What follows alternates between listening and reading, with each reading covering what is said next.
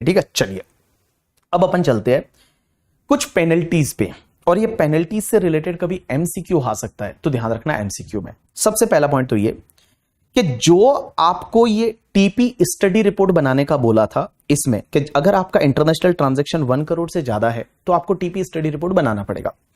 अगर आपने ये टीपी स्टडी रिपोर्ट नहीं बनाई, आपने बनाई नहीं टीपी स्टडी रिपोर्ट, आपने टीपी स्टडी रिपोर्ट है वो बनाई नहीं है, तो बनाई नहीं है तो आपको पेनल्टी लग सकती है।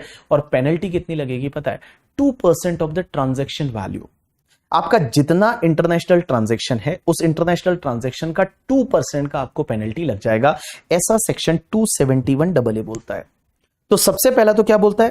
Fails to keep and maintain the documents. आपने डॉक्यूमेंट बनाए नहीं, मींस जो टीपी स्टडी रिपोर्ट है वो टीपी स्टडी रिपोर्ट आपने बनाई नहीं, आपको टीपी स्टडी रिपोर्ट बनानी थी, आपने नहीं बनाई। या फिर fails to report the transaction, आपने टीपी स्टडी रिपोर्ट बनाई बट उसमें कुछ ट्रांजैक्शन ही रिपोर्ट नहीं किए। कुछ ऐसे इंटरनेशनल ट्रांजैक्शन थे आपके एसोसिएट एंटरप्राइज के साथ में जो आपको रिपोर्ट करने थे बट आपने नहीं किए, fails to report the transaction. या फिर आपने फेल्स टू मेंटेन या फर्निश करेक्ट इंफॉर्मेशन डॉक्यूमेंट, उसमें करेक्ट इंफॉर्मेशन डॉक्यूमेंट नहीं दिया, जो करेक्ट इंफॉर्मेशन डॉक्यूमेंट देना था वो आपने नहीं दिया। तो ये 3 केसेस में आपको 2% ऑफ ट्रांजैक्शन वैल्यू का पेनल्टी लग जाएगा। जितना आपका इंटरनेशनल ट्रांजैक्शन है उसका 2% है वो पेनल्टी लगेगा। तो देखो 3 केस कौन कौन से? या तो आपने टीपी स्टडी रिपोर्ट बनाई नहीं, या आपने कोई ट्रांजैक्शन है वो रिपोर्ट नहीं किया जो करना चाहिए था, या फिर आपने करेक्ट इंफॉर्मेशन डॉक्यूमेंट नहीं बनाया। करेक्ट टीपी स्टडी रिपोर्ट में करेक्ट इंफॉर्मेशन डॉक्यूमेंट है वो आपने नहीं बनाया, तो 2% ऑफ ट्रांजैक्शन वैल्यू का पेनल्टी लग जाएगा। अब अगर आपने मास्टर फाइल फर्निश नहीं की है, मास्टर फाइल क्या होता है अभी देखेंगे थोड़ी देर बाद, तो आपको 5 लाख रुपए का फीस लगेगा। अगर आपने मास्टर फाइल है वो फर्निश नहीं की तो 5 लाख रुपए का पेनल्टी है वो लगेगा। कितना लगेगा? 5 लाख का पेनल्टी लगेगा अगर मास्टर फाइल नहीं किया। मास्टर फाइल क्या होता है थोड़ी देर बाद अपन देख लेंगे। उसके बाद नेक्स्ट पार्ट, अगर आपने failure to furnish TP study report, एक बात बताओ, ऊपर तो क्या दे रखा था? Failure to maintain. आपने टीपी स्टडी रिपोर्ट बनाया नहीं, तो बनाया नहीं तो 2% ऑफ ट्रांजैक्शन वैल्यू का पेनल्टी। दूसरी चीज, आपने बनाया है लेकिन आप ले जाके दे ही नहीं रहे हो एओ को। एओ ने मांगा 10 डेज में देना पड़ता है, आप दे ही नहीं रहे हो। एक्सटेंशन मांगा, एक्सटेंशन दे दिया, उसके बाद भी आप टीपी स्टडी रिपोर्ट दे नहीं रहे हो। तो जब आप टीपी स्टडी रिपोर्ट उनको फर्निश नहीं कर रहे हो ना, तो आपको 2% ऑफ ट्रांजैक्शन वैल्यू का पेनल्टी लगेगा। अब आप मुझे बोलोगे कि अगर टीपी स्टडी रिपोर्ट बनाया ही नहीं तो क्या ये भी पेनल्टी लगेगी और ये भी लगेगी? कि नहीं, जब आपने बनाया ही नहीं है तो ऑब्वियसली यहां पे 271AA का पेनल्टी लगेगा। बट अगर आपने बनाया है लेकिन आप फर्निश नहीं कर रहे हो तो फिर आपका ये पेनल्टी लग जाएगा 271G का, और उसमें 2% ऑफ ट्रांजैक्शन वैल्यू का पेनल्टी लगेगा। तो देखो दो फर्क। पहली चीज, सेक्शन 271AA क्या बोलता है? या तो टीपी स्टडी रिपोर्ट बनाया ही नहीं है करके, बनाया ही नहीं आपने, या उसमें कोई ट्रांजैक्शन रिपोर्ट नहीं की, या फिर आपने इनकरेक्ट रिपोर्ट बनाया या फर्निश किया है, तो 2% ऑफ ट्रांजैक्शन वैल्यू का penalty as per section 271AA। यहां पे 271G क्या बोलता है कि आपने अगर टीपी स्टडी रिपोर्ट बनाया है लेकिन आप फर्निश नहीं कर रहे हो तो आपको 2% का पेनल्टी। तो ऐसा नहीं होगा 4% लग जाएगा अगर बनाया नहीं है तो। बनाया नहीं है तो ऑब्वियसली 271AA का लगेगा, बनाया है फर्निश नहीं कर रहे हो तो 271G का लगेगा। अगर आपने मास्टर फाइल नहीं फाइल की, मास्टर फाइल क्या होता है अभी अपन देख लेंगे, तो आपको 5 लाख रुपए का पेनल्टी लगेगा। चलिए उसके बाद, अगर सीए से ऑडिट नहीं कराई टीपी में, ट्रांसफर प्राइसिंग में जो सीए का ऑडिट रिपोर्ट होता है वो अगर सीए से ऑडिट नहीं कराई तो आपको 1 लाख रुपए का पेनल्टी है वो लग जाएगा। आपको 1 लाख रुपए का पेनल्टी है वो 1 लाख का पेनल्टी लग जाएगा। और ये लास्ट सेक्शन 270A है, ये आपको पेनल्टी टॉपिक में समझ में आएगी, बट तो भी मैं यहां पे बता रहा हूं। देखिए, failure to report any transaction, अगर आपने कोई ट्रांजैक्शन ही रिपोर्ट नहीं किया, would constitute misreporting of income. तो देखो ट्रांजैक्शन रिपोर्ट नहीं किया तो एक तो ये पेनल्टी लगेगा 2% ऑफ ट्रांजैक्शन वैल्यू का, और उसके साथ साथ में आपको 200% ऑफ द टैक्सेस का पेनल्टी लगेगा। जितना टैक्सेस आएगा उसका 200% का पेनल्टी लग जाएगा। ये वाला पॉइंट आप छोड़ दीजिए 270A, ये आपको समझ में आएगा जब अपन पेनल्टी वाला टॉपिक करेंगे, उसके बाद आप देखोगे तो आपको ये समझ में आ जाएगा। अभी आप सिर्फ 3 पेनल्टी याद रखिए। पहला तो ये कि अगर आपने टीपी स्टडी रिपोर्ट जो डॉक्यूमेंटेशन है वो बनाया नहीं, या फिर आपने कोई ट्रांजैक्शन रिपोर्ट नहीं किए, या फिर आपने करेक्ट नहीं बनाया है फर्निश किया, तो 2% of transaction value as per section 271AA। उसके बाद अगर आपने मास्टर फाइल नहीं की तो 271AA में ही 5 लाख का पेनल्टी। उसके बाद आपका कोई आपका डॉक्यूमेंटेशन आपने फर्निश नहीं किया तो 2% ऑफ ट्रांजैक्शन वैल्यू का पेनल्टी। और लास्ट पार्ट यह है कि अगर आपने सीए का रिपोर्ट फर्निश नहीं किया, चार्टर्ड अकाउंटेंट का अगर आपने रिपोर्ट फर्निश नहीं किया तो ₹1,00,000 का पेनल्टी है, वो आपका लग जाएगा करके। ठीक है, चलिए अब अपन चलते हैं इसके आगे। और मैं डॉक्यूमेंटेशन की बात कर रहा हूं, और ये वाला पार्ट अभी के लिए छोड़ दीजिए। डॉक्यूमेंटेशन में 2 तरह के डॉक्यूमेंटेशन होते हैं, ये याद रखना पड़ेगा। यस बिल्कुल भाई, आपको पेनल्टी याद रखनी पड़ेगी। 2 मार्क का एमसीक्यू आ सकता है, और एमसीक्यू में आता है पेनल्टी कि अगर आपने सीए का ऑडिट नहीं कराया कितना पेनल्टी लगेगा, ₹1,00,000 का। अगर आपने डॉक्यूमेंटेशन बनाया नहीं एज पर सेक्शन 92D तो कितना पेनल्टी लगेगा, 2% का। मास्टर फाइल नहीं आपने फर्निश की तो उस केस में 5,00,000 का आपका पेनल्टी लग जाएगा करके। ठीक है, हाँ ये लेकिन सीधी सी बात है। अगर एक बात बताओ, ऑडिट तो करानी ही पड़ेगी। चार्टर्ड अकाउंटेंट ऑडिट के लिए 1,00,000 का लिमिट नहीं है, 1,00,000 का लिमिट है सिर्फ डॉक्यूमेंट बनाने के लिए। जो ये इंटरनेशनल ट्रांजैक्शन है और उसमें जो डॉक्यूमेंटेशन बनाने पड़ते हैं, टीपी स्टडी रिपोर्ट, वो तभी बनानी है जब आपका इंटरनेशनल ट्रांजैक्शन 1 करोड़ से ज्यादा का है। ठीक है, चलिए अब मैं आपको एक इंटरेस्टिंग सा कॉन्सेप्ट पढ़ाने वाला हूं, और ये इंटरेस्टिंग सा कॉन्सेप्ट है, that is the country by country reporting. अब ये कंट्री बाय कंट्री रिपोर्टिंग क्या होता है, सीबीसी रिपोर्टिंग करके, वो मैं आपको बात कर रहा हूं। बहुत ही अच्छा कॉन्सेप्ट है। आप थोड़ी देर के लिए कुछ लिखिएगा नहीं, आप रुक जाइए और सिर्फ सुनते जाइए मेरे को। मैंने आपको बोला कि लाइक 3 लेवल की रिपोर्टिंग होती है। एक तुम्हारा लोकल फाइल, एक तुम्हारा लोकल फाइल क्या होता है, TP study report, study report. एक होता है तुम्हारा मास्टर फाइल। ये मास्टर फाइल क्या होता है अभी थोड़ी देर बाद देख लेंगे। एक नया कॉन्सेप्ट आया 3-4 साल पहले जिसको बोलते हैं सीबीसी रिपोर्टिंग। सीबीसी रिपोर्टिंग का मतलब होता है कंट्री बाय कंट्री रिपोर्टिंग। अब ये कंट्री बाय कंट्री रिपोर्टिंग क्या होता है ये समझने की कोशिश करिए, अच्छा लगेगा, आपको मजा आएगा। एक एग्जांपल लेते हैं और एग्जांपल से समझने की कोशिश करते हैं। इधर देखिए, अब मैं समझा रहा हूं कंट्री बाय कंट्री रिपोर्टिंग। एक एग्जांपल लेते हैं, उससे समझने की कोशिश करते हैं। ये कहां से आया सीबीसी रिपोर्टिंग? ये सीबीसी रिपोर्टिंग और मास्टर फाइल ये आया आपके बेप्स से। बेप्स का मतलब होता है base erosion and profit shifting के कुछ एक्शन प्लान है। ये किसने बनाए एक्शन प्लान? ये बनाए ओईसीडी कंट्रीज ने मिलकर, ओईसीडी और दूसरा G20। तो G20, India is a part of G20, हम G20 के पार्ट है। तो G20 कंट्री जो है और ओईसीडी कंट्रीज है, उन्होंने मिलकर एक्शन प्लान बनाए। उसमें उन्होंने एक सीबीसी रिपोर्टिंग करके एक शानदार सा कॉन्सेप्ट डाला है। ये कॉन्सेप्ट क्या है मैं आपको बताता हूं। देखो, एग्जांपल लेंगे और एग्जांपल से समझेंगे। जैसे मान लो एक कंपनी है, यूके का ग्रुप है, और यूके में एक कंपनी है यूके यूनिलीवर लिमिटेड। और ये जो यूनिलीवर लिमिटेड है ये पेरेंट कंपनी है, पेरेंट एंटिटी। पेरेंट एंटिटी का मतलब होता है वो एंटिटी जो कंसोलिडेटेड फाइनेंशियल स्टेटमेंट बनाती है। ऐसी एंटिटी जो कंसोलिडेटेड फाइनेंशियल स्टेटमेंट बनाती है उसको बोलते हैं पेरेंट एंटिटी। तो यूयूएल जो है, that is UK Unilever limited, वो यूनिलीवर ग्रुप की पेरेंट एंटिटी है। पेरेंट एंटिटी का मतलब ऐसी एंटिटी जो सीएफसी बनाती है, कंसोलिडेटेड फाइनेंशियल स्टेटमेंट बनाती है, that is called your parent entity. ठीक है, अब एक बात समझना, इस ग्रुप की इंडिया में बहुत सारी, इंडिया के बाहर हर वर्ल्ड में बहुत सारी कंट्रीज में इनकी सब्सिडरी कंपनीज है, इनकी ग्रुप कंपनीज है। इस ग्रुप की मल्टीनेशनल ग्रुप एमएनसी है, वो आपका है यूनिलीवर ग्रुप। अब एक बात समझना, इनका हर कंट्री में कोई ना कोई एंटिटी है। एग्जांपल के लिए, जैसे मान लो फॉर एन एग्जांपल, इनका इंडिया में बात करूं तो इंडिया में इनका HUL है, हिंदुस्तान यूनिलीवर लिमिटेड। पाकिस्तान में बात करूं तो इनका PUL है, पाकिस्तान यूनिलीवर लिमिटेड। अगर मैं श्रीलंका में बात करूं तो भैया श्रीलंका में भी इनका है SUL। और अगर मैं इनका नेपाल में बात करूं तो नेपाल में है NUL, that is Nepal Unilever limited. तो हर कंट्री में इनकी प्रेजेंस है।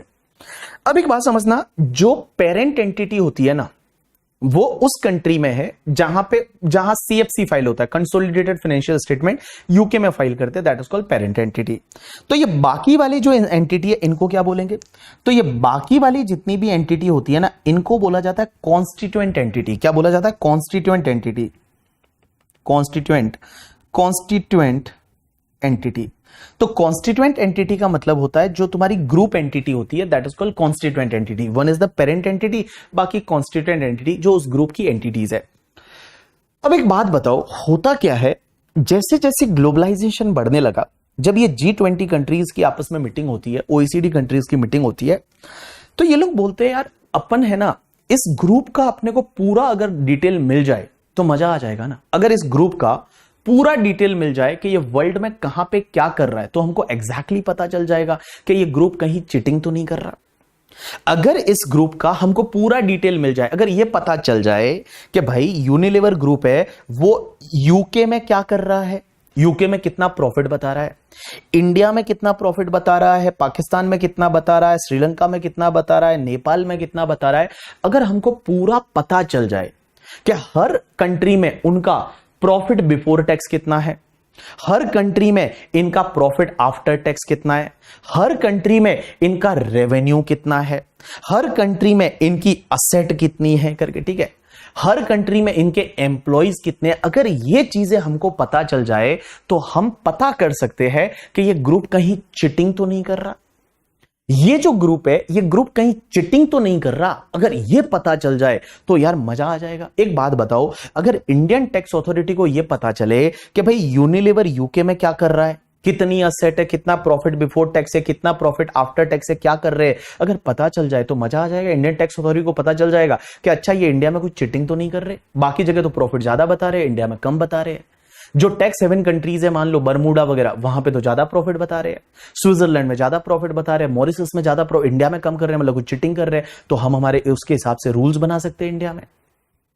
मजा आ जाएगा ना इसमें। अगर मान लो आप सोचिए एक एमएनसी का अगर पूरा डेटा मिल जाए, पूरा डेटा मिल जाए हर कंट्री को, नेपाल के पास भी वो डेटा है, इंडिया के पास भी है, श्रीलंका के पास भी है, यूके के पास भी है, सबके पास है, तो मजा आ जाएगा।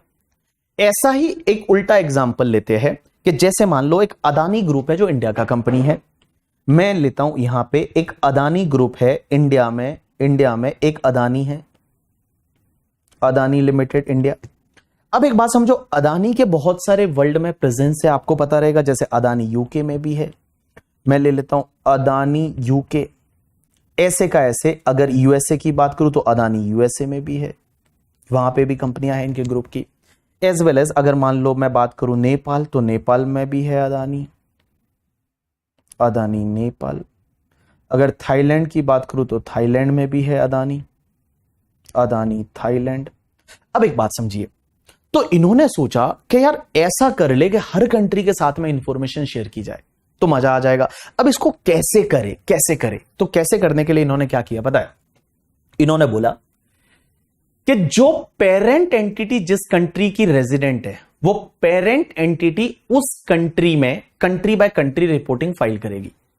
मतलब पेरेंट कंपनी जिस कंट्री की रेजिडेंट है उस कंट्री में पेरेंट कंपनी क्या करेगी, सीबीसी रिपोर्ट फाइल करेगी। तो जैसे एक बात बताओ, यूनिलीवर की बात करूं तो यूनिलीवर ग्रुप की जो पेरेंट एंटिटी है वो यूके में है, तो ये लोग क्या करेंगे, यूनिलीवर यूके जो है वो यूके की गवर्नमेंट को सीबीसी फाइल करेंगे, country by country reporting file करेंगे, और वो सब बताएंगे, वो उसमें हर डिटेल बताएंगे कि पूरे वर्ल्ड में क्या क्या हमारा एग्जिस्टेंस है। मतलब इंडिया में कितना रेवेन्यू है, पाकिस्तान में कितना रेवेन्यू, श्रीलंका के कितना, नेपाल में कितना, सब चीजें वो कंट्री बाय कंट्री रिपोर्टिंग में जाएगी। और वो कंट्री बाय कंट्री रिपोर्टिंग है वो यूनिलीवर ग्रुप फाइल करेगा यूके में, और यूके क्या करेगा पता है, यूके की गवर्नमेंट वही कंट्री बाय कंट्री रिपोर्टिंग है वो इंडिया के साथ भी शेयर करेंगे, पाकिस्तान के साथ भी शेयर करेंगे, श्रीलंका के साथ भी शेयर करेंगे, नेपाल के साथ भी शेयर करेंगे। मजा आ जाएगा। तो अपने पास में सीबीसी आ जाएगा, इंडिया वालों के पास सीबीसी आ जाएगा, कहां से आएगा, यूके से आएगा, तो यहां पे यूके से वो सीबीसी अपने पास आ जाएगा, अपने को पूरा यूनिलीवर ग्रुप का जो कच्चा चिट्टा है वो पता चल जाएगा। ऐसे ही अगर मैं बात करूं अदानी ग्रुप की, तो अदानी जो है उसका पेरेंट एंटिटी है, वो पेरेंट एंटिटी इंडिया में है, तो अदानी सीबीसी फाइल करेगा इंडियन गवर्नमेंट को, means Indian income tax authority को अदानी सीबीसी फाइल करेगा, जिसमें ओवरऑल पूरे वर्ल्ड का जो उनका रेवेन्यू है वो रेवेन्यू बताएंगे, पूरे वर्ल्ड में कहां कितने एम्प्लॉय है वो बताएंगे, पूरे वर्ल्ड में कहां कितना प्रॉफिट बिफोर टैक्स है वो बताएंगे, पूरे वर्ल्ड में कहां कितना प्रॉफिट आफ्टर टैक्स है वो बताएंगे। किसको बताएंगे, इंडियन टैक्स अथॉरिटी को। और इंडियन टैक्स अथॉरिटी क्या करेगी, इंडियन टैक्स अथॉरिटी क्या करेगी, यही सीबीसी रिपोर्ट को यूके के साथ शेयर करेगी, यही सीबीसी रिपोर्ट को यूएसए के साथ शेयर करेगी, यही नेपाल के साथ शेयर करेगी, और थाईलैंड के साथ शेयर करेगी। तो लाइक आप समझ रहे हो मैं कहना क्या चाहता हूं, CBC reporting country by country reporting, और ये फाइल कौन करता है? पेरेंट एंटिटी फाइल करेगी। पेरेंट एंटिटी अगर मान लो जिस कंट्री की रेजिडेंट है वहां की गवर्नमेंट को पेरेंट एंटिटी है वो फाइल करेगी सीबीसी रिपोर्टिंग, और सीबीसी रिपोर्टिंग में वो हर चीज देंगे, पूरे वर्ल्ड में क्या कर रहे हैं ना वो सब बताया जाएगा। तो अब आप इंडियन पर्सपेक्टिव से सोचिए, इंडिया में सेक्शन डाली 286 करके, और सेक्शन 286 में लिखा इंडिया में सीबीसी कौन फाइल करेगा? अदानी फाइल करेगा। तो इंडिया में सीबीसी है वो अदानी फाइल करेगा, क्योंकि अदानी का पेरेंट एंटिटी इंडिया में, तो अदानी फाइल करेगा। भाई यूनिलीवर ग्रुप का यूके में फाइल होगा, बट इंडिया में कौन फाइल करेगा? अदानी फाइल करेगा। तो अदानी इंडिया में फाइल करेगा सीबीसी रिपोर्टिंग करके। ठीक है, चलिए तो अपन देखते हैं इससे रिलेटेड सेक्शन में क्या आज तक कभी एग्जाम में क्वेश्चन आया नहीं है अभी तक, बट कभी हो सकता है छोटा सा क्वेश्चन आ जाए। आ जाइए सब लोग कंट्री बाय कंट्री रिपोर्टिंग, और that is given on the page number 15 पे। देखिए क्या दे रखा है, country by country reporting, that is requirement of the MNEs, multinational enterprises. The country by country reporting has to be submitted by parent entity of international group to the prescribed authority in its country of residence. जहां की resident parent entity है वहां पे country by country reporting file होगी। This report is based on the consolidated financial statement of the group. Now, MNE have to report annually and for each tax jurisdiction in which they do the business, the amount of revenue बताना पड़ेगा, profit before income tax बताना पड़ेगा, income tax paid और accrued कितना है वो बताना पड़ेगा। MNE have to report their total employment, employ कितने हैं हर कंट्री में, कैपिटल कितना है, एक्यूमुलेटेड अर्निंग कितनी है, टेंजिबल असेट कितनी है, हर जगह की वो इनको बतानी पड़ेगी। अब अपन बात करेंगे इंडिया के पर्सपेक्टिव से। अब आप बात करिए इंडिया के पर्सपेक्टिव से, और इस सेक्शन को ढंग से देखिए। देखिए क्या दे रखा है, try to understand. Section 286, section 286 बोलती है furnishing of report that is CBC in respect of international group if the parent entity of the international group और ऑल्टरनेट रिपोर्टिंग एंटिटी। अब ये ऑल्टरनेट रिपोर्टिंग एंटिटी वर्ड क्या है ये मैं थोड़ी देर बाद बताऊंगा, बट आप समझिए parent entity of international group is a resident in India. Parent entity resident in India, example is Adani. Parent entity resident in India, example is Adani, shall be required to furnish CBC report. CBC report देनी पड़ेगी, but क्या हर multinational group को देनी पड़ेगी? Answer is no. सिर्फ उसी multinational group पे CBC reporting डाला गया है जिसका लास्ट ईयर का ग्रुप रेवेन्यू 6,400 करोड़ या उससे ज्यादा था। सीबीसी रिपोर्टिंग सिर्फ उसी इंटरनेशनल ग्रुप को फाइल करनी है जिस ग्रुप का लास्ट ईयर का ग्रुप का रेवेन्यू, लास्ट ईयर का मतलब जो इस साल की बात हो रही है, इस साल को छोड़ दीजिए आप, उसके पिछले साल का ग्रुप रेवेन्यू है वो आपका 6,400 करोड़ या उससे ज्यादा था इंडियन रुपीज में, तो ही आपको फाइल करनी पड़ेगी। तो देखिए क्या दे रखा है, वापस पढ़ेंगे। पेरेंट एंटिटी एग्जांपल लेंगे अदानी का, of the international group is a resident in India, Adani shall be required to furnish CBC report if the group revenue as per the consolidated financial statement of the last year, last year का मतलब पिछले साल की बात हो रही है, जैसे अपना ईयर है वो प्रीवियस ईयर 23-24 है, 23-24 इज अवर प्रीवियस ईयर, तो लास्ट ईयर कौन सा हो गया? Previous year 22-23। तो लास्ट ईयर का अगर ग्रुप रेवेन्यू है वो 6,400 करोड़ या उससे ज्यादा है तो सीबीसी रिक्वायरमेंट आएगा। In respect of the group in the form number 3CEAD, इस फॉर्म में फाइल करना पड़ेगा किसको? Joint director of income tax, JDIT में joint director of income tax को फाइल करेंगे, डेजिग्नेटेड बाय डीजीआईटी और पीडीजीआईटी सिस्टम, ये इनकम टैक्स अथॉरिटी का नाम है।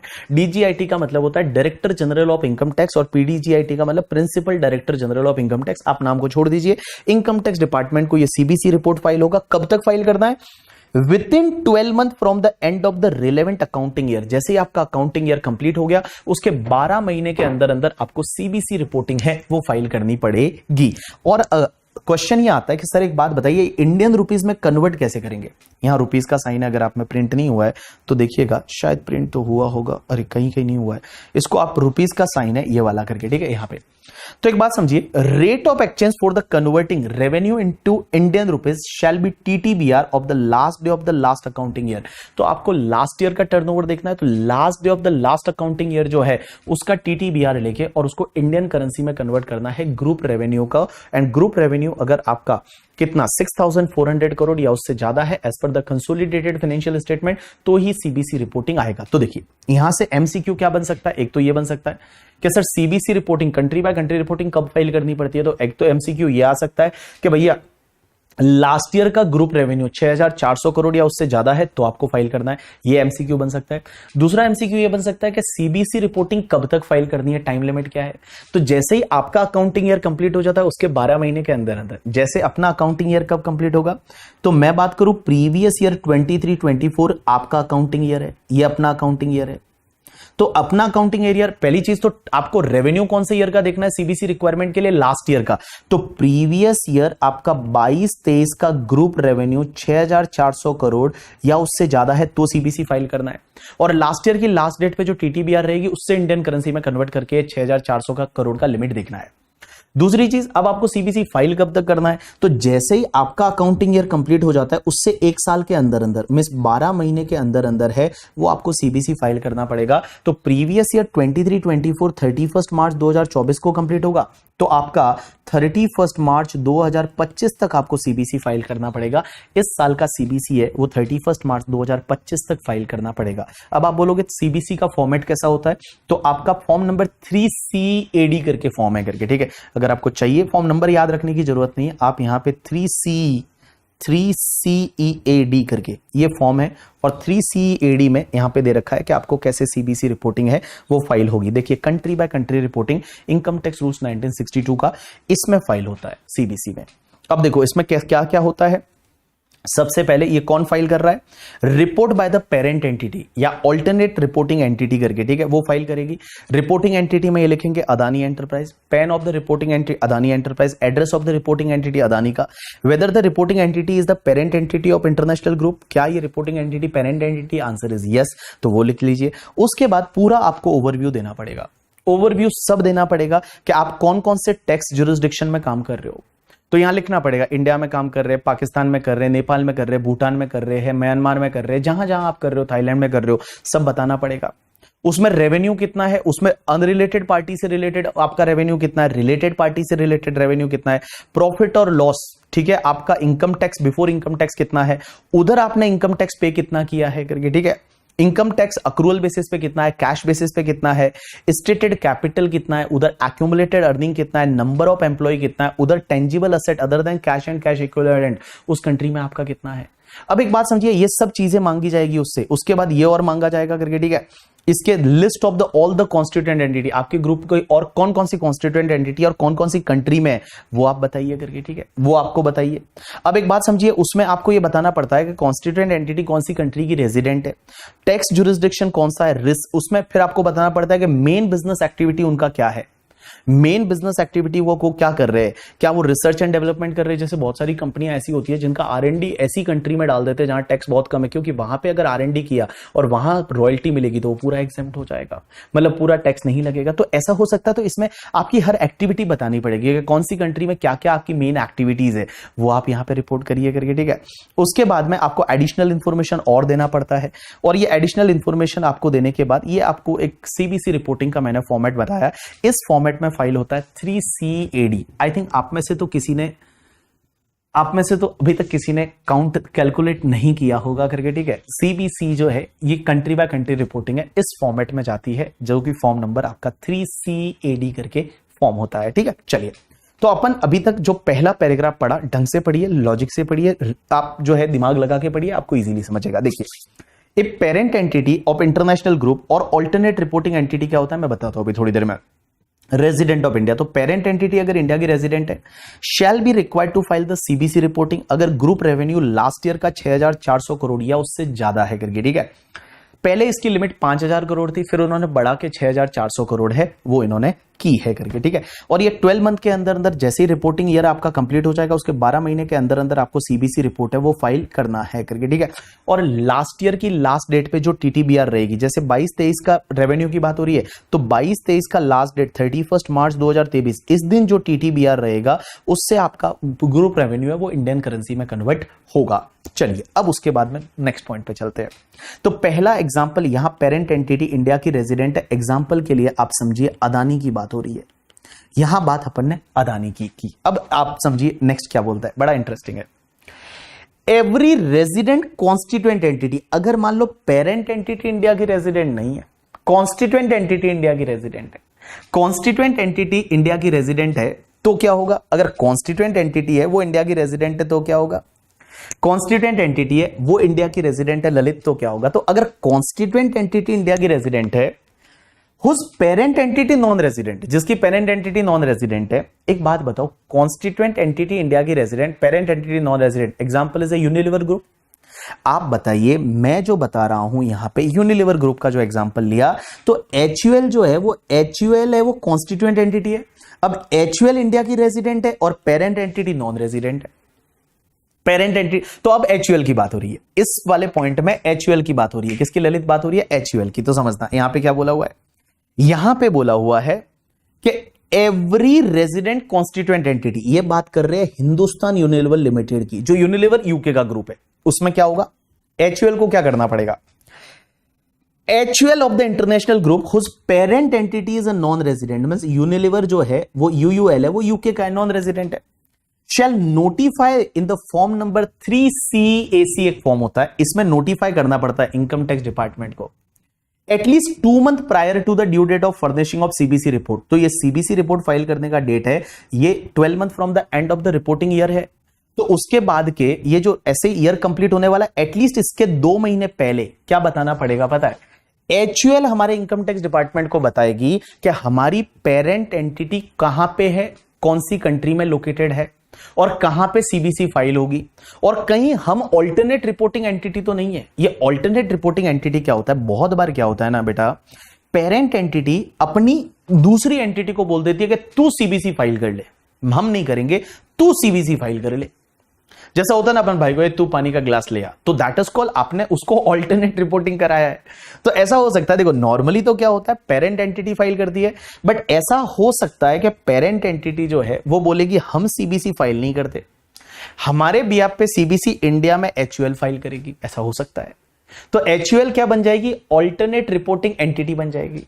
या फिर ये यूयूएल ऐसा बोल सकती है ना कि हम फाइल नहीं करेंगे, हमारी सीबीसी है वो पाकिस्तान में फाइल होगी, और पीयूएल फाइल करेगी, जो पाकिस्तान यूनिलीवर लिमिटेड है वो सीबीसी फाइल करेगी। ऐसा हो सकता है? आंसर इज यस, बिल्कुल हो सकता है करके, ठीक है। तो पाकिस्तान यूनिलीवर लिमिटेड है वो क्या बन जाएगी? फिर आपकी ऑल्टरनेट रिपोर्टिंग एंटिटी बन जाएगी। तो ये क्या करना पड़ेगा, यहां हिंदुस्तान यूनिलीवर लिमिटेड को ये बताना पड़ेगा एटलीस्ट 2 महीने पहले, जो रिपोर्टिंग पीरियड, जो आपको रिपोर्ट करने का जो टाइम लिमिट है 12 month from the end of the year, जो रिपोर्टिंग ईयर, उससे एटलीस्ट 2 महीने पहले इनकम टैक्स डिपार्टमेंट को क्या बताना पड़ेगा, समझने की कोशिश करता हूं।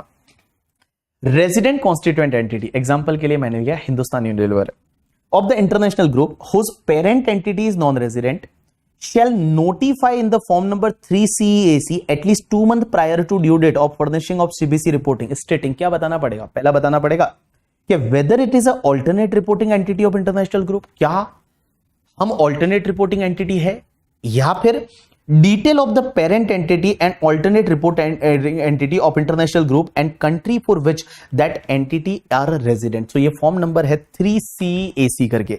अब ये फॉर्म नंबर कैसा होता है, फॉर्म कैसा होता है मैं आपको बताना चाहूं तो फॉर्म 3CEAC करके फॉर्म है। अब एक बात समझना, ये 3CAC जो फॉर्म है, ये वाला फॉर्म, ये फॉर्म जो है ये कौन फाइल कर रहा है? देखिए, intimation by constituent entity HUL दे रही है, resident in India of international group, the parent entity of which is not a resident in India. Parent entity India की रेजिडेंट नहीं है, तो वो ये इंफॉर्मेशन देगी कि हम कॉन्स्टिट्यूएंट एंटिटी है, हमारा एड्रेस क्या है, हमारा इंटरनेशनल ग्रुप कौन सा है, हमारा इंटरनेशनल ग्रुप कहां सीबीसी फाइल करेगा, क्या वो हम कहीं ऑल्टरनेट रिपोर्टिंग एंटिटी तो नहीं है। तो ये एक पेज में रिपोर्टिंग करती है। ये कौन फॉर्म फाइल करता है? अगर कॉन्स्टिट्यूएंट एंटिटी इंडिया की रेजिडेंट है और आपकी पेरेंट एंटिटी फॉरेन की रेजिडेंट है। पेरेंट एंटिटी ललित अभी समझ में आया, पेरेंट एंटिटी फॉरेन की रेजिडेंट है और कॉन्स्टिट्यूएंट एंटिटी इंडिया की है, तो ये वाला फॉर्म फाइल किया जाता है, that is the form number 3CAC करके। और इसमें ये बताया जाता है कि कहीं हमारी, उसमें ये बताना है कि हमारी पेरेंट एंटिटी यूके में है, वहां पे सीबीसी फाइल होगा, हम ऑल्टरनेट रिपोर्टिंग एंटिटी नहीं है, ठीक है, या है तो आपको ये बताना पड़ेगा। अब एक बात समझना, बड़ा इंटरेस्टिंग पॉइंट आता है अगला वाला। अगला वाला पॉइंट ये बोलता है कि resident constituent entity, resident constituent entity मतलब एचयूएल, एचयूएल जो है ना हिंदुस्तान यूनिलीवर लिमिटेड, एचयूएल जो एचयूएल है Hindustan Unilever limited, Hindustan Unilever पे एचयूएल, एचयूएल को सीबीसी फाइल करना पड़ जाएगा। कब? कुछ केसेस में। कब कब? देखिए, the resident constituent entity that is other than parent entity, alternate reporting entity को छोड़ दो, अगर रेजिडेंट कॉन्स्टिट्यूएंट एंटिटी है, यहां HUL shell furnish the CBC reporting, HUL को फाइल करना पड़ेगा। कब फाइल करना पड़ेगा पता है? If the parent entity of a group is a resident of country, means parent entity उस कंट्री की रेजिडेंट है जहां पे सीबीसी का लॉ ही नहीं आया अभी तक। एक बात बताओ, जहां पे सीबीसी का लॉ ही नहीं आया अभी तक। अब एक बात बताओ, ऐसा भी तो हो सकता है जैसे यूके में सीबीसी का लॉ ही नहीं है, country by country reporting file करने का लॉ ही नहीं आया। तो एक बात बताओ, सिंपल सी बात है भैया, एक सिंपल सी चीज है, एक बात बताओ मुझे कि अगर मान लो ये एचयूएल इंडिया की रेजिडेंट है, अब एचयूएल को बोलेंगे तू सीबीसी फाइल कर, कब? जब यूके में लॉ ही नहीं है सीबीसी फाइल करने का। तो जब वहां पे लॉ ही नहीं है तो वहां से सीबीसी आएगा ही नहीं, तो आएगा ही नहीं, तो हम किसको पकड़ेंगे? इसका गला पकड़ेंगे, तू सीबीसी यहां इंडिया में फाइल कर। या फिर वहां लॉ तो है लेकिन वो कंट्री हमारे साथ शेयर नहीं करती है, वो कंट्री ऐसी है, वो कंट्री ऐसी है जो हमारे साथ में शेयर नहीं करती है सीबीसी, हमारे बीच में अरेंजमेंट नहीं हुआ है अभी तक सीबीसी शेयरिंग का।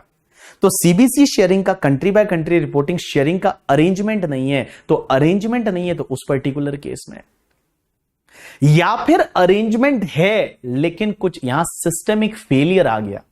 सिस्टमिक फेलियर का मतलब होता है अरेंजमेंट है लेकिन तो भी वो कंपनी शेयर नहीं, वो कंट्री शेयर नहीं कर रही है। तो ये 3 केसेस ऐसे रहेंगे जिसमें हम इंडिया में जो कॉन्स्टिट्यूएंट एंटिटी है उसको पकड़ेंगे और उसको बोलेंगे कि बाबू तू इंडिया में सीबीसी फाइल कर। वो बोलेगा मेरा पेरेंट, अरे भाई भाग, वो पेरेंट एंटिटी ठीक है, हमको जानते हैं तुझे, तू इंडिया में सीबीसी फाइल कर। इसको इंडिया में सीबीसी फाइल करना पड़ेगा कब? 3 केसेस में।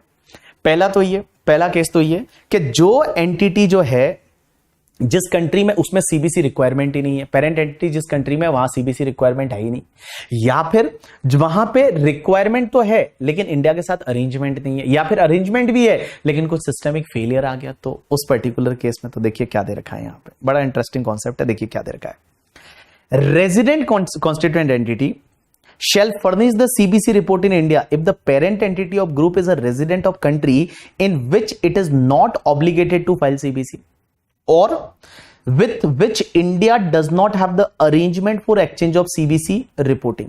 तो भैया अगर मान लो ये 2 केसेस है कि हम या तो वहां पे क्या है, वहां सीबीसी का लॉ ही नहीं है, या फिर हमारे साथ में अरेंजमेंट नहीं है, तो with in the 12 month from the end of the accounting year, जो सीबीसी फाइलिंग का टाइम होता है उतने ही टाइम में जो एचयूएल है वो सीबीसी फाइल कर देगा। या फिर which is not exchanging information, वो हमारे साथ एक्सचेंज नहीं कर रहे हैं with India even though there is arrangement, means यहां सिस्टमिक फेलियर आ गया, वो हमारे पास अरेंजमेंट है तो भी हमको नहीं इंफॉर्मेशन दे रहे हैं। तो उस पर्टिकुलर केस में and the fact has been intimated to entity by the joint director of income tax, CBC shall be filed within the 6 month from the end of the month in which systemic failure has been intimated. अब हुआ क्या, देखो बेटा 2 चीजें है, 3 चीजें है। Parent entity किसी और कंट्री में है और कॉन्स्टिट्यूएंट एंटिटी इंडिया में है। हम कॉन्स्टिट्यूएंट एंटिटी को बोलेंगे तू सीबीसी फाइल कर, कब?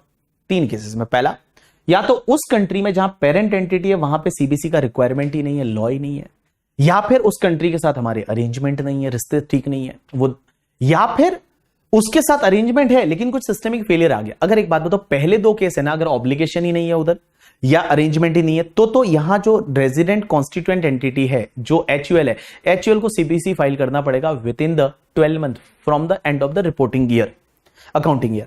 अब एक चीज समझना, अगर मान लो सिस्टमिक फेलियर आ गया तो सिस्टमिक फेलियर हम बताएंगे एचयूएल को हम बताएंगे कि यूके के साथ हमारा अरेंजमेंट है बट आजकल मान लो कुछ रिश्ते खराब हो गए यूके के साथ, वो हमारे साथ शेयर नहीं कर रहे, तो हमारा सिस्टमिक फेलियर आ गया है। तो सिस्टमिक फेलियर आया तो उस पर्टिकुलर केस में क्या होगा कि हम जब उसको इंटीमेट करेंगे उस मंथ के एंड से 6 महीने के अंदर अंदर जो एचयूएल है वो इंडिया में सीबीसी रिपोर्टिंग है वो फाइल करेगा करके। चलिए उसके बाद में next part, if there are more than 1 constituent entity in India, ऐसा भी तो हो सकता है कि इंडिया में एक से ज्यादा कॉन्स्टिट्यूएंट एंटिटी है, यूनिलीवर ग्रुप की 2 कंपनियां इंडिया में है, तो कौन सी कंपनी करेगी, तो वो क्या करेंगे, उसको नॉमिनेट करेंगे, ग्रुप नॉमिनेट करेगा कि हमारा सीबीसी फाइल है वो ये करेगा तो ये करेगा करके, ठीक है, नॉमिनेट करेंगे वो लोग। देखिए, if there is more than 1 resident constituent entity of the group then the group can nominate 1 constituent entity to form number C in the form number 3CEAE करके एक फॉर्म होता है 3CEAE,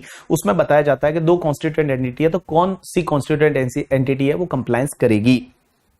who shell furnish the CBC report on the behalf of the group. अब एक और बात समझना, होता क्या है कि मान लो यहां से हम रिपोर्ट यूएस से नहीं जुटा पाते, यूएस से हम रिपोर्ट नहीं जुटा पाते, यूएस से हम रिपोर्ट नहीं जुटा पाते, लेकिन होता क्या है, ये कंपनी की ऑल्टरनेट रिपोर्टिंग एंटिटी है वो श्रीलंका में, और इन्होंने रिपोर्ट श्रीलंका में फाइल की है। अगर मान लो ऑल्टरनेट यूनिलीवर ग्रुप की ऑल्टरनेट रिपोर्टिंग एंटिटी है वो श्रीलंका में, और श्रीलंका में रिपोर्ट सबमिट की है, और अगर श्रीलंकन गवर्नमेंट से अगर अपन ये रिपोर्ट एक्सेस कर लेते हैं, अगर श्रीलंकन गवर्नमेंट से हम ये रिपोर्ट एक्सेस कर लेते हैं, तो फिर एचयूएल को इंडिया में फाइल करने की जरूरत नहीं है।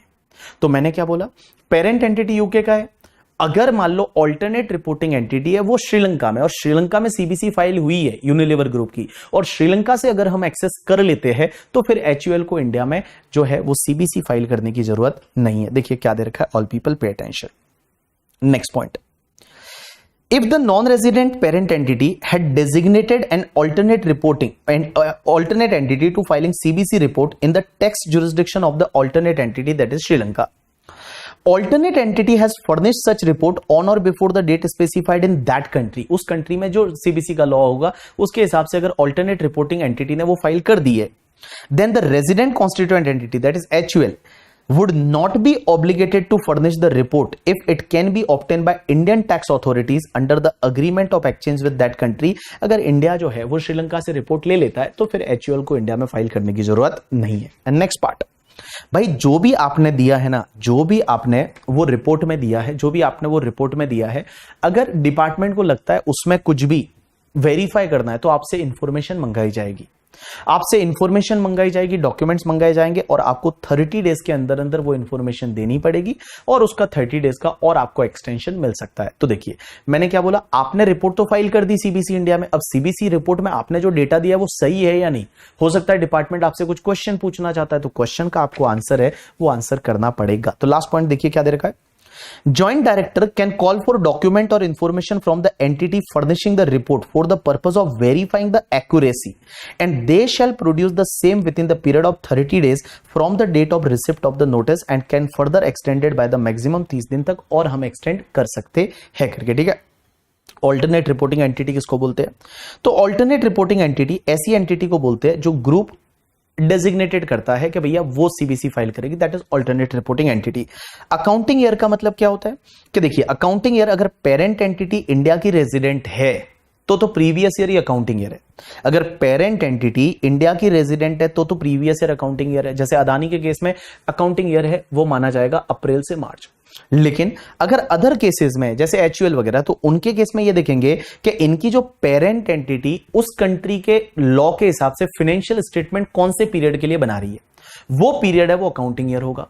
तो एक बात बताइए, अगर मान लो पेरेंट एंटिटी इंडिया की रेजिडेंट है, पेरेंट एंटिटी इंडिया की रेजिडेंट है, जैसे अदानी है, टाटा है, रिलायंस है, तो उस पर्टिकुलर केस में तो क्या होगा, आपका प्रीवियस ईयर ही आपका अकाउंटिंग ईयर है। लेकिन अगर मान लो यहां पे अदर केस है एचयूएल वाला, तो उसमें क्या होगा, आपको ये देखना पड़ेगा कि जो यूनिलीवर है वो यूके के लॉ के हिसाब से अपना सीएफसी कंसोलिडेटेड फाइनेंशियल स्टेटमेंट है, वो वहां के लॉ, वहां के एएस के हिसाब से कौन से पीरियड का लिए देती है, वो मान लो वहां कैलेंडर ईयर फॉलो कर रहे हैं तो कैलेंडर ईयर फिर अपना अकाउंटिंग ईयर माना जाएगा for the purpose of CBC. अब एक चीज समझना, ये सीबीसी रिपोर्ट आपको फाइल करनी पड़ती है with in the 1 year from the end of the accounting year. लेकिन एक बात समझना, अगर आपका डिले हो गया तो आपको पेनल्टी लगेगी। पेनल्टी कितनी लगेगी? सबसे पहली चीज तो यह है कि अगर आपका पेनल्टी अगर डिले 1 महीने तक है तो हर दिन का 5,000 का पेनल्टी है, 1 महीने से ज्यादा डिले है तो हर दिन का 15,000 रुपए पेनल्टी है। मींस 1 महीने तक का डिले है, delay is up to 1 month, तो एवरी डे का 5,000 पेनल्टी, 1 मंथ के बाद में एवरी डे का 15,000 पेनल्टी। अगर आपको पेनल्टी का नोटिस आ गया, पेनल्टी का नोटिस आ गया कि ये पेनल्टी पे करो, नोटिस आ गया, तो अगर आपको नोटिस आ गया और उसके बाद भी अगर आप सीबीसी फाइल नहीं कर रहे तो जिस दिन आपको नोटिस आया ना उस दिन से 50,000 रुपए का पेनल्टी आपको हर दिन का लगेगा। 50,000 का पेनल्टी आपको हर दिन का लगेगा। अब एक और चीज समझना, आपसे यहां इंफॉर्मेशन वेरीफाई करने के लिए मंगाई थी, वेरीफाई करने के लिए आपने सीबीसी फाइल किया था, वो एक्यूरेसी को चेक करना चाहते हैं तो वेरीफाई करने के लिए आपसे इंफॉर्मेशन मांगा, 30 दिन का टाइम दिया और एक्सटेंशन ले सकते हो 30 दिन, और उसके बाद भी आप फाइल नहीं कर रहे हो, आप उसको मतलब आप इंफॉर्मेशन प्रोवाइड नहीं कर रहे हो डिपार्टमेंट को, तो अगर आप इंफॉर्मेशन प्रोवाइड नहीं करते हो तो भैया जैसे ही आपको जो टाइम दिया था वो टाइम के अंदर अंदर आपने इंफॉर्मेशन नहीं दी, तो टाइम एक्सपायर होने के बाद हर दिन का 5,000 का आपको पेनल्टी लगेगा। और उसके बाद में अगर आपको पेनल्टी का नोटिस आ गया कि पेनल्टी पे करो, तो उस दिन से आपको 50,000 रुपया पर डे का पेनल्टी है वो लग जाएगा। अब एक और चीज समझना, आप जो सीबीसी फाइल करते हो, सीबीसी फाइल करते हो, उसमें आपने इंफॉर्मेशन अगर इनएक्यूरेट डाली है, इनएक्यूरेट इंफॉर्मेशन डाली है, तो आपको बेटा 5 लाख रुपए का पेनल्टी लग सकता है। अगर आपने गलत इंफॉर्मेशन दी है तो 5 लाख का पेनल्टी लग सकता है, बट ये पेनल्टी नहीं लगेगा अगर मान लो जेन्युइन केस है। जेन्युइन केस का मतलब यहां पे कैसा होता है ना, ये सीबीसी में आपने जो चीजें दी है वो अगर आपने इनएक्यूरेट दी है तो 5 लाख का पेनल्टी लग सकता है। अब एक बात समझना, 5 लाख का पेनल्टी लग सकता है, लेकिन ये तभी लगेगा करके, ठीक है, ये तभी लगेगा जब आपको पता था कि ये इनएक्यूरेट है और जानबूझ के आपने मतलब इंटेंशनली गलत आपने कुछ इंफॉर्मेशन दी है, तो आपको 5 लाख रुपए तक का पेनल्टी है वो लग सकता है। लेकिन ये जो पेनल्टी की बात हो रही है 271 जीबी का, अगर रीजनेबल कॉज है तो ये पेनल्टी माफ भी हो सकती है करके, ठीक है। चलिए मैं आपको 2 मिनट का टाइम देता हूं, एक बार आप चाहिए तो इस सेक्शन को पूरा ओवरव्यू कर लीजिए, और ओवरव्यू करने के बाद जो पेनल्टी वाला पार्ट है वो आप देख लीजिए, उसके बाद मैं आपको बताता हूं मास्टर फाइल।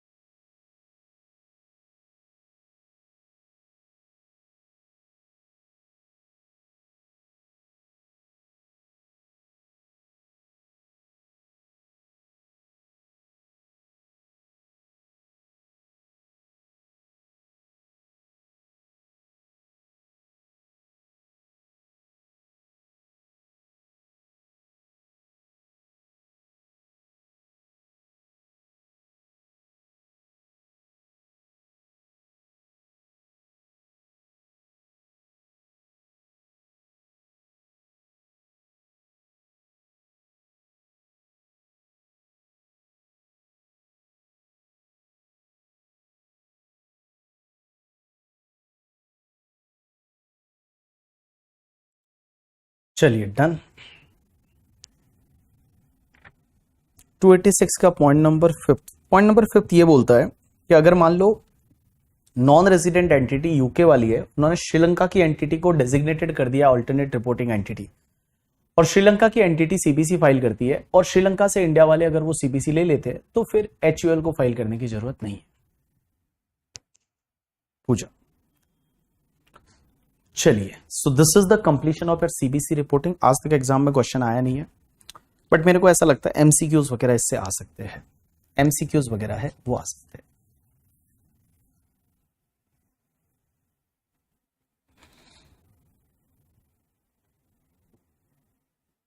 लाइक इंडिया में हो सकता है ना, दो एचयूएल की दो कंपनियां हैं, मतलब यूनिलीवर ग्रुप की दो एंटिटी इंडिया में है, तो फिर कौन फाइल करेगा उसमें से, तो वो नॉमिनेट करेंगे। चलिए, इंडिया में अगर दो रेजिडेंट कॉन्स्टिट्यूएंट एंटिटी है, जैसे एग्जांपल के लिए मान लो यूनिलीवर ग्रुप की दो कंपनियां इंडिया में है, दो तीन इंडिया में है, तो फिर क्या होगा, उसमें से एक करेगी ना।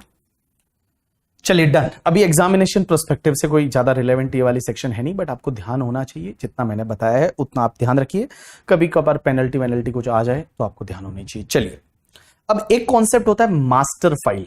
मास्टर फाइल क्या होता है? देखो, लोकल फाइल मैंने आपको सबसे पहले बताया था, लोकल फाइल का मतलब होता है टीपी स्टडी रिपोर्ट। अब ये टीपी स्टडी रिपोर्ट कौन फाइल करता है? टीपी स्टडी रिपोर्ट जो इंडिया में कंपनी है और जो इंटरनेशनल ट्रांजैक्शन कर रही है उससे रिलेटेड टीपी स्टडी रिपोर्ट होती है। कंट्री बाय कंट्री रिपोर्टिंग आपको समझ में आया। अब होती है एक मास्टर फाइल। मास्टर फाइल क्या होती है बताए? हर कंट्री में एक मास्टर फाइल होगी, हर कंट्री में। इसका मतलब यूनिलीवर जो है ये पेरेंट एंटिटी है, but parent entity is also constituent entity ना भाई। पेरेंट एंटिटी को भी तो अपन कॉन्स्टिट्यूएंट एंटिटी बोलेंगे, ग्रुप की एंटिटी तो है ही है वो भाई। हर कॉन्स्टिट्यूएंट एंटिटी है वो अपनी अपनी कंट्री में एक मास्टर फाइल करेगी। मीन्स ये यूयूएल है वो यूके में फाइल करेगी, ये यहां पे फाइल करेगी, ये यहां पे फाइल करेगी, ये यहां पे फाइल करेगी, ये यहां पे फाइल करेगी। That is called master file. ये यहां पे फाइल करेगी, अदानी इंडिया में फाइल करेगा, ये यहां पे फाइल करेगा, ये यहां पे फाइल करेगा, ये यहां पे फाइल करेगा, ये यहां पे फाइल करेगा। Master file.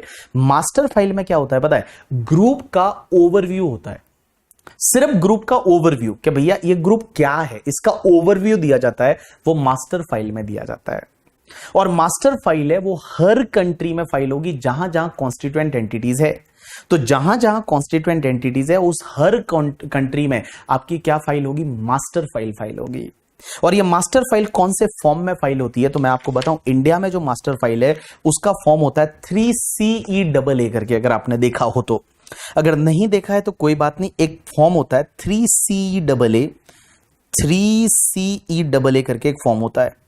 और ये 3CEAA है ना, ये मास्टर फाइल है, इसको बोला जाता है मास्टर फाइल करके। जो सेक्शन 92D में बोला था कि हर कॉन्स्टिट्यूएंट एंटिटी को मास्टर फाइल करनी पड़ेगी। Master file is just about the overview of the group. इसमें ये नहीं बताना कि हमारे ग्रुप में किसका कितना रेवेन्यू है, किसमें कितने एम्प्लॉय है, वो सब नहीं बताना, सिर्फ ओवरव्यू दे दो आप ग्रुप का, कि आपके ग्रुप में क्या क्या है, कौन कौन है, इस मल्टीनेशनल ग्रुप जो है इसका कौन कौन पार्ट है, उसका ओवरव्यू दे दो। वो ओवरव्यू जो जाता है वो मास्टर फाइल में जाता है, और हर कॉन्स्टिट्यूएंट एंटिटी उसी की कंट्री में जहां वो रेजिडेंट है, जैसे एचयूएल इंडिया में देगी master file, as well as Adani भी। Adani is parent entity, but वो पेरेंट एंटिटी वो कंट्री बाय कंट्री रिपोर्टिंग तो फाइल करेगा, उसके साथ साथ उसको मास्टर फाइल भी देना पड़ेगा। तो मास्टर फाइल तो जहां जहां कॉन्स्टिट्यूएंट एंटिटी है, पेरेंट एंटिटी अपने आप में कॉन्स्टिट्यूएंट एंटिटी तो होती ही है ना, तो पेरेंट एंटिटी भी क्या करेगी? एक मास्टर फाइल है वो फाइल करेगी। तो मास्टर फाइल क्या होता है देखिए, report to be furnish under sub section 4 of section 92D। इसमें पार्ट ए होता है और एक पार्ट बी होता है। अब ये पार्ट ए क्या होता है? नेम ऑफ द असेसी का नाम बताइए, एड्रेस ऑफ द असेसी बताइए, name of the international group which the assessee is a constituent entity. ऐसे कौन से ग्रुप की आप कॉन्स्टिट्यूएंट एंटिटी, उस ग्रुप का नाम लिखिए यहां पे करके, ठीक है। Address of the international group for which the assessee is a constituent entity, accounting year for which report is being submitted, number of the constituent entity of international group operating in India, India में कितनी constituent entity है, permanent account number है वो बताइए। उसके बाद name of the constituent entity of international group, permanent account number, address बताइए। उसके बाद पार्ट बी इसका और होता है, पार्ट बी में list of all entity of the international group along with their addresses, कि इस ग्रुप की कौन कौन सी एंटिटीज है, सबका नाम बताइए, सबका एड्रेस बताइए, वो बताइए करके, ठीक है। उसके बाद आपको सबका लीगल स्टेटस और ओनरशिप बताइए, केस में कैसे कैसे आपका फ्लो चार्ट चल रहा है, लीगल स्टेटस क्या है, ओनरशिप क्या है, वो बताइए करके, ठीक है। उसके बाद में आपको एक ब्रीफ देना पड़ता है, ब्रीफ डिस्क्रिप्शन देना पड़ता है कि भैया वो जो एंटिटीज है वो सब, उसका नेचर ऑफ बिजनेस क्या है वो बताइए। Important driver of profit of such business, कौन कौन से इंपोर्टेंट ड्राइवर है जिसकी वजह से उसको बिजनेस में प्रॉफिट होता है वो बताइए। 5 लार्जेस्ट प्रोडक्ट के नाम बताइए कि उस ग्रुप के 5 कौन से ऐसे प्रोडक्ट है लार्जेस्ट प्रोडक्ट वो जो सेल हो रहे हैं उसका नाम बताइए। तो ये सब चीज है, ये पार्ट 2 में दिया जाता है। This is called your master file, ये बोला जाता है मास्टर फाइल। मास्टर फाइल क्या होता है, हर कॉन्स्टिट्यूएंट एंटिटी फाइल करेगी और हर कंट्री में फाइल करेगी जहां जहां कॉन्स्टिट्यूएंट एंटिटी है। So this is called your master file. तो जैसा मैं आपको यहां पे चार्ट में बता रहा था कि देखो यूनिलीवर जो है वो यूके में सीबीसी फाइल करेगी, साथ साथ मास्टर फाइल भी फाइल करेगी। यहां पे ये मास्टर फाइल इसको भी देंगे, इसको भी देंगे, यहां मास्टर फाइल, यहां मास्टर फाइल। हर कंट्री में जहां जहां कॉन्स्टिट्यूएंट एंटिटी है आपकी मास्टर फाइल फाइल होती है। जैसे अदानी इंडिया में सीबीसी फाइल करेगा, मास्टर फाइल भी फाइल करेगा। यहां पे ये मास्टर फाइल फाइल करेगा, यहां पे ये मास्टर फाइल फाइल करेगा, यहां पे ये मास्टर फाइल फाइल करेगा, यहां पे ये मास्टर फाइल फाइल करेगा।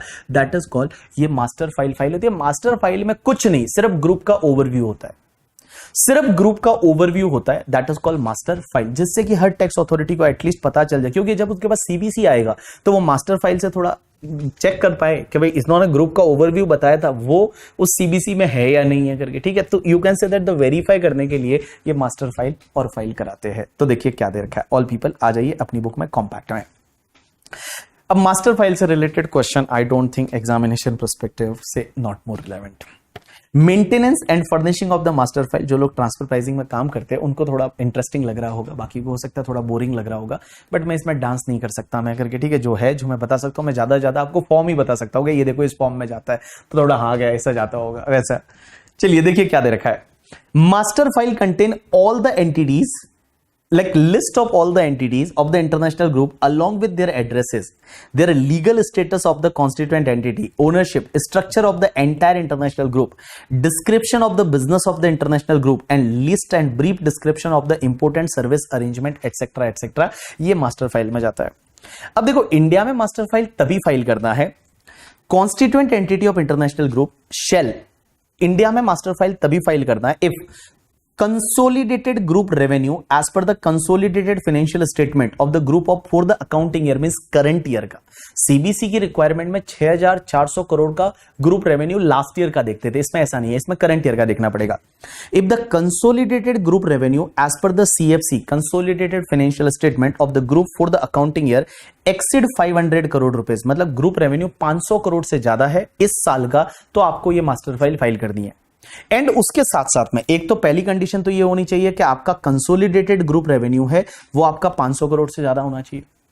बट उसके साथ में दूसरी चीज ये है कि aggregate value of international transaction, जो इंटरनेशनल ट्रांजैक्शन कर रही है वो constituent entity during the accounting year as per books of account exceed 50 crore means 50 crore से ज्यादा का आपका इंटरनेशनल ट्रांजैक्शन है, या फिर इंटरनेशनल ट्रांजैक्शन में आपका इनटेंजिबल असेट से रिलेटेड ट्रांजैक्शन है वो 10 करोड़ से ज्यादा का है। वापस से दूसरी लाइन पढ़ेंगे तो देखो, in respect of purchase, sale, transfer, lease और use of intangible property से related during the accounting year as per the books of account exceed 10 crore. तो देखो दो चीजें, मास्टर फाइल इंडिया में कॉन्स्टिट्यूएंट एंटिटी को कब फाइल करनी पड़ेगी। पहली कंडीशन तो यह है कि कंसोलिडेटेड फाइनेंशियल स्टेटमेंट के हिसाब से आपका ग्रुप रेवेन्यू 500 करोड़ रुपए से ज्यादा होना चाहिए, that is the first condition.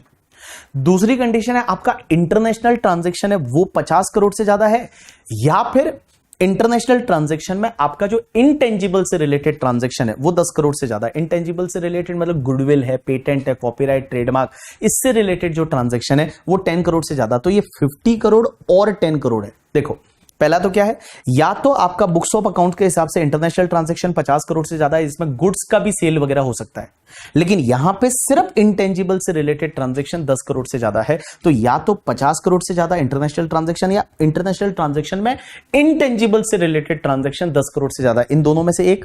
And साथ में आपका सीएफएस के हिसाब से आपका जो ग्रुप रेवेन्यू है वो 500 करोड़ से ज्यादा है, तो उस पर्टिकुलर केस में आपको जो है वो यहां पे मास्टर फाइल फाइल करनी रहेगी। और रेट ऑफ एक्सचेंज लोगे, लास्ट डेट का आपका जो टीटीबीआर रहेगा उससे आप कन्वर्ट करेंगे इनटू द इंडियन करेंसी। आगे क्या दे रखा है, master file shall be furnished to the JDIT in form number 3CA on or before the due date of furnishing of return of income। तो जो आपको रिटर्न फाइलिंग का ड्यू डेट आएगा, आपका 30 नवंबर आता है, उससे पहले पहले आपको मास्टर फाइल करनी पड़ेगी। Constituent entity shall mandatorily furnish part A of the form 3CA whether or not the limit specified above are satisfied। File part A of the form 3CEAA mandatory every year, part B only the above limit are satisfied। तो जैसा मैं आपको बोल रहा था, इस form में दो पार्ट होते हैं। This is the part A. Part A में आपका सिर्फ इंट्रोडक्शन देना है। This is the part A. तो पार्ट ए है ना, वो तो हर साल फाइल करना ही करना है। पार्ट ए है वो तो हर साल फाइल करना है। ये पार्ट बी आपको तभी फाइल करना है जब वो कंडीशन सेटिस्फाइड हो जाए। जैसे ग्रुप रेवेन्यू है वो 500 करोड़ से ज्यादा है एंड उसके साथ में इंटरनेशनल ट्रांजैक्शन 50 करोड़ से ज्यादा है, या फिर इंटेंजिबल से रिलेटेड 10 करोड़ से ज्यादा है, तो वो अगर कंडीशन सेटिस्फाइड हुई तो ये पार्ट बी फाइल करना है। अदरवाइज आपको पार्ट ए जो है वो पार्ट ए तो हर साल फाइल करना है, भले आपका इंटरनेशनल ट्रांजैक्शन हो ना हो, पार्ट ए है वो तो आपको फाइल करना ही करना है करके। ठीक है, next part.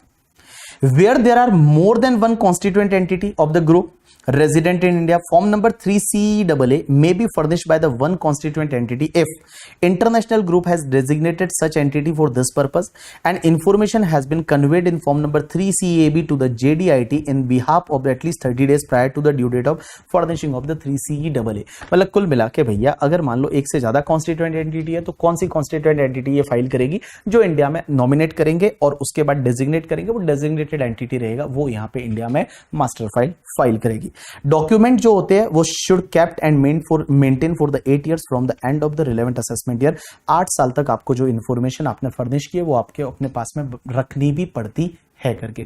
This is the completion of your master file. ये तुम्हारी मास्टर फाइल है। तो आज अपन ने 3 लेवल पे डॉक्यूमेंटेशन की बात की। एक था आपका local file, that is TP study report. दूसरा आपका था मास्टर फाइल, ये हर कॉन्स्टिट्यूएंट एंटिटी को ग्रुप का ओवरव्यू देना पड़ता है। और एक मैंने बताया आपको कंट्री बाय कंट्री रिपोर्टिंग। ये 3 लेवल की आपकी रिपोर्टिंग थी। तो अगर मैं ट्रांसफर प्राइसिंग टॉपिक की बात करूं तो आपके जितने भी सेक्शंस थे वो सब हो गए। एक छोटी सी सेक्शन बाकी बच गई, that is specified domestic transaction. अब आप बोलोगे ये स्पेसिफाइड डोमेस्टिक ट्रांजैक्शन क्या होते हैं? तो चलिए अपन एक काम करते हैं, इसको रीड करते। पेज नंबर 15 पे दे रखा है स्पेसिफाइड डोमेस्टिक ट्रांजैक्शन। तो नॉर्मली ट्रांसफर प्राइसिंग लगता है वो इंटरनेशनल ट्रांजैक्शन में लगता है, बट कुछ ऐसे ट्रांजैक्शन भी है डोमेस्टिक वाले जहां पे ट्रांसफर प्राइसिंग लग सकता है। कहां पे? तो देखिए, सबसे पहला any of the following transaction if aggregate value of such transaction in the previous year is more than 20 crore, means आपका 20 करोड़ से ज्यादा का aggregate value of international domestic transaction है तो आपको ट्रांसफर प्राइसिंग लगेगा। लेकिन कौन कौन से केसेस में? पहला, inter unit transfer of goods और service referred under section 80A to 80A and 80IA subsection 8। अब आपको नहीं समझा ये 80IA सबसेक्शन 8 क्या है? ये डिडक्शन टॉपिक की सेक्शन है। 80IA आजकल तो मिलता नहीं, पहले मिलता था, ये उसकी सेक्शन है। दूसरा पॉइंट क्या है? Business transacted between assessee and his closely connected person under section 80IA subsection 10, ये भी नहीं समझा आपको। तीसरा, transaction refer to in any other section of chapter 6A और 10AA to which provision of section 80IA 8 और 10 इज अप्लाई, ये भी आपको नहीं समझा, ये तीनों नहीं समझा। चौथा आपको समझेगा, business transacted between assessee and closely connected person under section 115 BAB, 115 BAB and 115 BAE4। ये क्या होता है आपको पता है? मैंने आपको बताया था कि जो 15% का टैक्स रेट रहता है मैन्युफैक्चरिंग डोमेस्टिक कंपनी पे and manufacturing resident cooperative society पे, वो क्या चीटिंग करेंगे? कनेक्टेड पर्सन के साथ ऐसे ट्रांजेक्शन करेंगे जिसमें इस पर प्रॉफिट ज्यादा बताएंगे, दूसरे में कम बताएंगे, और जिससे यहाँ 15% टैक्स भरेंगे, उधर 30% टैक्स बचाएंगे। जब अगर आप ऐसा कर रहे हो तो उस पर्टिकुलर केस में क्या होगा? अगर 20 करोड़ से ज्यादा का ट्रांजैक्शन है तो वहां पे ट्रांसफर प्राइसिंग लग जाएगा। And last, any other transaction as may be prescribe. तो इसमें से आपको 2 ही ट्रांजैक्शन समझ में आए, एक तो आपको ये 115 BAB 6 वाला और 115 BAE 4 वाला, और एक any other transaction as may be prescribe. ये ऊपर वाले ट्रांजैक्शन आपको समझ में नहीं आए। ये ऊपर वाले क्या है? तो ये ऊपर वाले बोलते हैं The above section refer to the transaction between the eligible business unit claiming deduction under section 10AA या income based deduction under section 80IA or opting for the concessional taxation regime under section 115 BAB and BAE and non-eligible business unit where the consideration for transaction does not corresponding to market value resulting in higher profit in the eligible business or unit। इसमें होता क्या है कि जैसे आपकी एक company ऐसी है जो आपको डिडक्शन मिलता है 80IA में, और 80IA में डिडक्शन मिलता है, वहां 10 साल तक टैक्स ही नहीं लगता, तो वहां प्रॉफिट को बहुत ज्यादा बताते हो। और दूसरे में प्रॉफिट को कम बताते हो जहां टैक्स लगता है। ऐसे ट्रांजैक्शन आप रोटेट करते हो तो वहां पे ट्रांसफर प्राइसिंग लग जाएगा। ये सेक्शन आपको याद रखने की जरूरत नहीं है, सिर्फ इसमें ये चीज ध्यान रखोगे कि 20 करोड़ से ज्यादा का ट्रांजैक्शन है, डोमेस्टिक ट्रांजैक्शन, और वो भी ये वाले ट्रांजैक्शन, तो वहां पे आपका ट्रांसफर प्राइसिंग है वो लग जाएगा। This is the completion of your topic transfer pricing. जितना भी इस टॉपिक में था मैंने आपको बता दिया। अब आपके लिए होमवर्क में जितने भी क्वेश्चन बचे हैं वो आप ट्राई करिए, नहीं होते हैं तो अपन अगले लेक्चर में आपके डाउट लेंगे, और उसमें अगर कुछ क्वेश्चन आपसे नहीं हो रहा करके भाई कैसे ये क्वेश्चन नहीं हो रहा है, तो मैं आपको उसका जो है वो मैं आपको दे दूंगा, क्या बोलते हैं उसका एक्सप्लेनेशन है वो मैं आपको दे दूंगा। ठीक है, चलिए अब बताइए। और चलिए done. So this is the completion of transfer pricing topic. इसमें जो आज ब्रेक के बाद वाला थियोरेटिकल पार्ट था एग्जाम के लिए इतना रिलेवेंट नहीं है, बट तो भी भैया आपको पढ़ना तो पड़ेगा, बिना पढ़े कुछ चीजें मिलती नहीं है। चलिए एक बार लेक्चर को एंड कर ले तो फिर आपको कुछ बात करनी कर सकते हैं।